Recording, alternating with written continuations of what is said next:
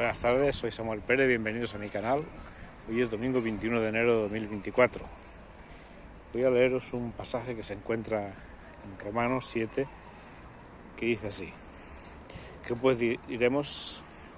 La ley es pecado en ninguna manera, pero yo no conocí el pecado sino por medio de la ley, porque tampoco habría conocido la concupiscencia si la ley dijera: no codiciarás. Mas el pecado toma ocasión por el mandamiento, obró en mí toda concupiscencia, porque sin la ley el pecado está muerto. Así que yo sin ley vivía en un tiempo, mas al venir el mandamiento el pecado revivió y yo morí. Y hallé que el mandamiento que era para vida me fue para muerte, porque el pecado tomó ocasión por el mandamiento, me engañó y por él me mató.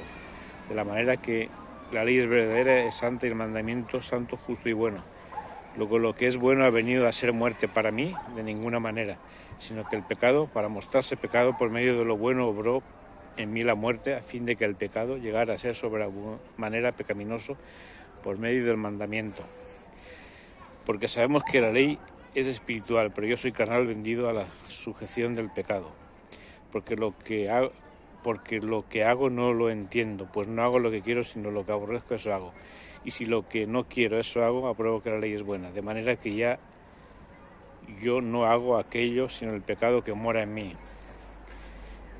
Y yo sé que en mí, esto es, en mi carne, no mora el bien, porque el querer está en mí, mas el hacer el bien no lo alcanzo. Porque no hago el bien que no quiero, sino el mal que no quiero, eso hago. Y si hago lo que no quiero, ya no lo hago yo, sino el pecado que mora en mí. Así que, pasamos a 24. Miserable hombre de mí, ¿quién me librará de este cuerpo de muerte? Gracias doy a Dios por Jesucristo nuestro Señor, así que yo mismo con la mente sirvo a la ley de Dios, mas con la carne a la ley del pecado. Aquí hay algunos conceptos que debemos aprender, que debemos considerar. Primero, que la ley pone de manifiesto el pecado. Cuando no había ley, no había conocimiento de pecado, pero la ley fue dada para que supiéramos lo que era bueno y lo que era malo. Por otro lado, el pecado nos sujetó, o sea, el pecado nos hizo esclavos de sí mismo, de tal manera que el mandamiento lo que hizo es darnos a entender que no podíamos cumplirlo, y lo que era un mandamiento bueno para que hiciésemos lo bueno y para que hiciésemos lo justo, actuó en nosotros para darnos cuenta de que estábamos muertos. El mandamiento es bueno, pero yo estoy sujeto al pecado, porque el pecado, ya recibimos la tendencia a pecar de nuestros padres Adán y Eva, de tal manera que aquí encontramos que el mandamiento en realidad es bueno, pero en mí el pecado se muestra como es pecado, y se muestra para muerte, de tal manera que, siendo bueno el mandamiento, quien es malo soy yo, porque no soy capaz de cumplirlo. Y por otro lado, quiero hacer el bien, pero no puedo, porque veo esta ley en mis miembros, veo esta ley dentro de mí que me impide hacer el bien.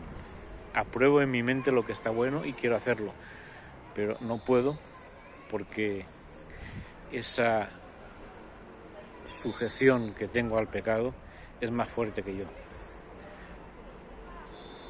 Esto es una realidad realmente terrible, pero es así. Todos pecamos en algo. Quizás nosotros podemos decir: yo no miento, pero haces otra cosa, de tal manera que somos culpables de condenación eterna. Y la única manera de ser libres de esto es por medio de Cristo Jesús. Por medio de Jesucristo es la única forma que tenemos de ser libres de ello. Estamos intentando hacer el bien, pero nos damos cuenta que dentro de nosotros, de una u otra forma, siempre pecamos. Estamos siendo esclavos del pecado, el pecado nos esclaviza, y en nosotros está este germen de ir contra la voluntad de Dios. Y la pregunta es, ¿cómo puedo ser libre de esto? Evidentemente se puede ser libre de esto. Lo veremos la próxima semana, viviendo en el Espíritu. Y llegamos siempre a lo mismo. La única manera que tengo de ser libre del pecado, de alcanzar la salvación, de alcanzar la vida eterna es por medio de Jesucristo.